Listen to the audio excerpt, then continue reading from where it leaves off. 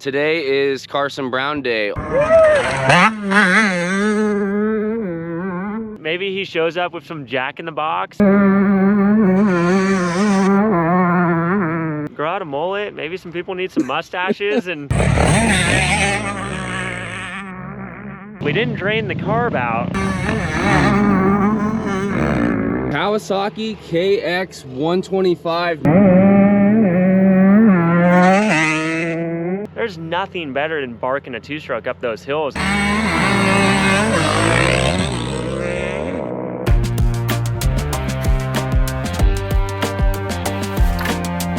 Today is Carson Brown Day. All we have is Carson Brown bikes. We have a pretty much bone stock Suzuki RM85, and then we also have a Kawasaki KX125. Carson is pushed out to a 144. He rode both of these bikes in separate Red Bull videos, one with Adam Cianciarulo and the other with Ken Roxon, and I'm sure you can find those videos on YouTube and those guys racing. But Carson brought these bikes out. He's gonna show us what he can do on the two strokes, and yeah, it's just pretty much a fun day and something for us to wonder how in the hell he goes that fast on these bikes. RM85. Carson Brown, what do we got? What the heck is this thing? We've got an RM85 big wheel. This is the bike that Kenny and I did the Eras shootout with, and man, it was some fun. He was ripping on it, but brought it out here to Glen Helen, do a little ripping on it here, so it should be good. Bone stock is what we were off camera talking about. It's pretty stock, just right off the showroom floor type bike. Yeah, engine is pretty stock. We have a bigger carb on it, pro circuit pipe, and a few goodies like that. So nothing crazy, just a good running bike, and thing is super fun. I mean, everybody kind of bags on the RMs, but they've got the inter-rotor flywheel on these things, so they spin up so quick, and they're honestly great bikes.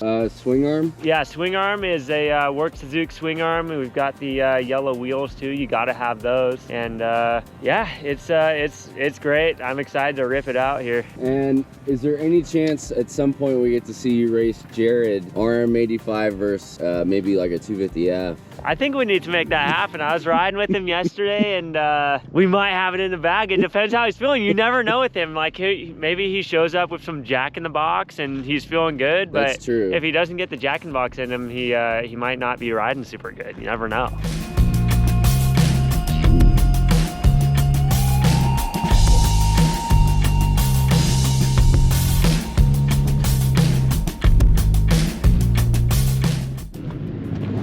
RM85, we're a little clogged up. What's going on? I think we got some ethanol, we got some bad gas, we've got a pin falling out. Oh, that's good. That's got to be good for it, that'll right? run good. Yeah. Right back in the car. It's making us earn it, because basically the bike has sat at Dunlop now for almost a year and a half since we done the shoot. And if you can believe it, we didn't drain the carb out, and so she's a little gummed up. We had our fingers crossed, but it's not working out for us. We did try to drain the tank. We go into a lot of things, fingers crossed. Sometimes it works, most times it doesn't.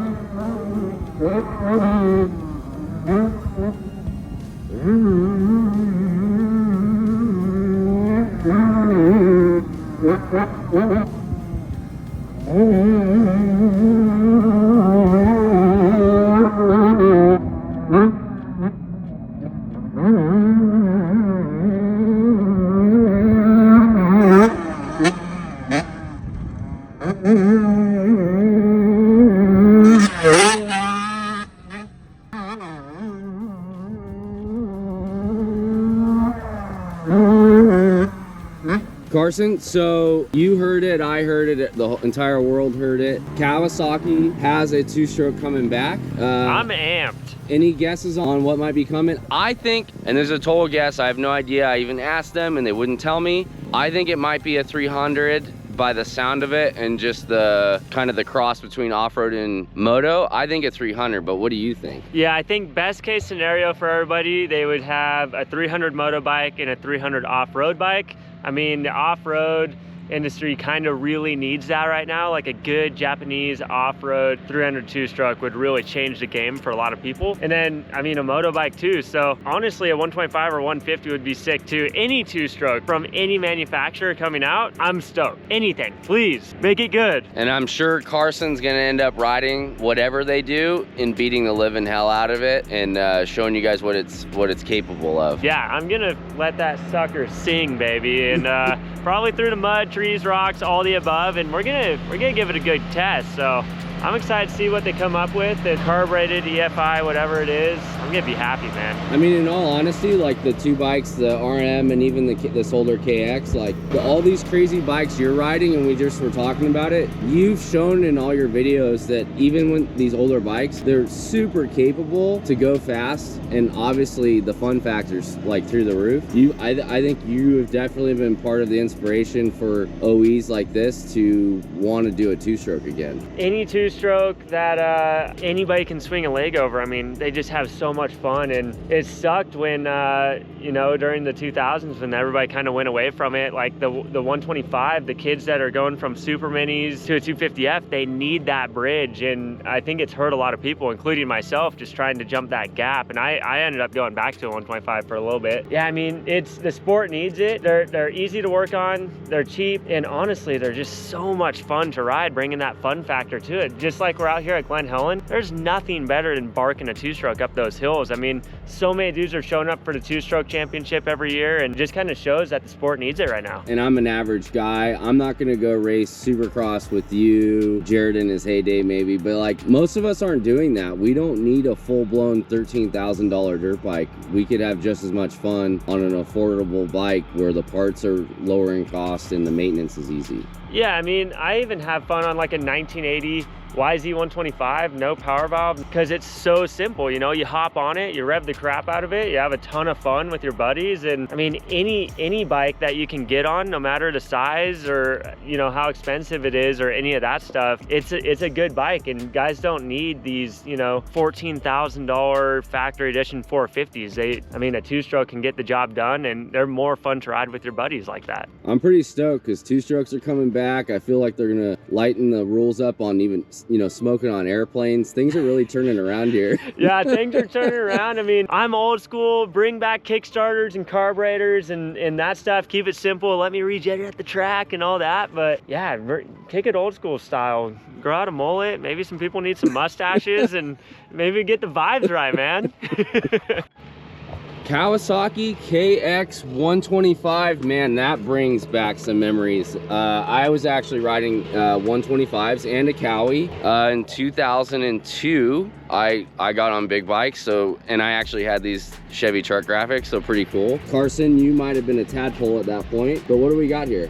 Yeah, we have a 2005 KX125. The sickest era of the KX125 two-stroke, in my opinion, is the Chevy Trucks era. And you know, you gotta give it James Stewart. He went very, very fast on this generation of the KX. So it's an awesome bike. My wife Claire found this thing for cheap on Facebook Marketplace. I rode it one time, absolutely exploded the engine. Adam Cincero was like, hey, I want to ride a 125 for an Era's Red Bull video, and I was like, dude, let's do it. Yeah. Couldn't find a cylinder right off, so we got the Athena 144, and it absolutely shreds. We had Pro Circuit do the suspension, everything for us. So I mean, the bike is killer.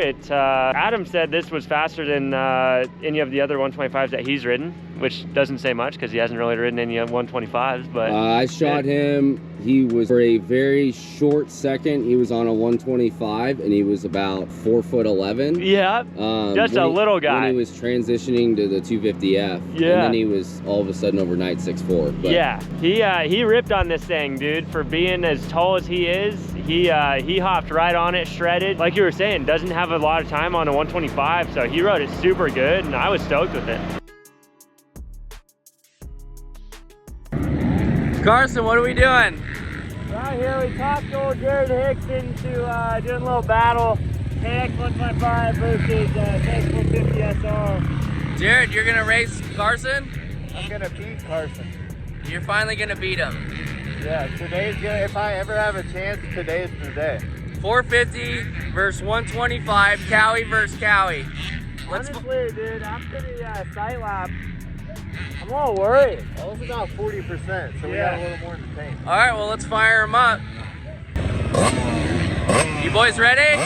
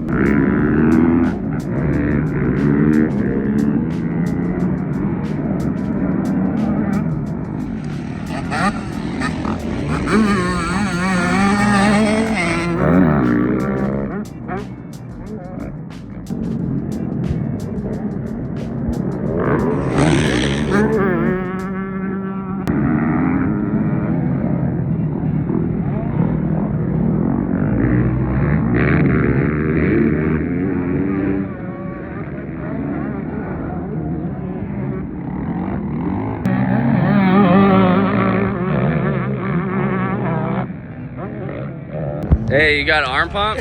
Got a little arm pump. How was that? That was good. I took a little bit of roost there. Dude, they smell. They smell so hot. Well, when you ride them hard as we do. I get that little clutch burn. Two former Supercross pros is out here duking it out on a 450 and a 125. On some janky track of Austin. At Glen Helen. What do you think, Jared? Was that? I think I put up a good fight. Yeah, you almost got him up there on that hill, like pretty darn good. Made a little mistake, but if I'm gonna get beat by somebody, I might as well be Carson on 125, right? I'm doing my best out here.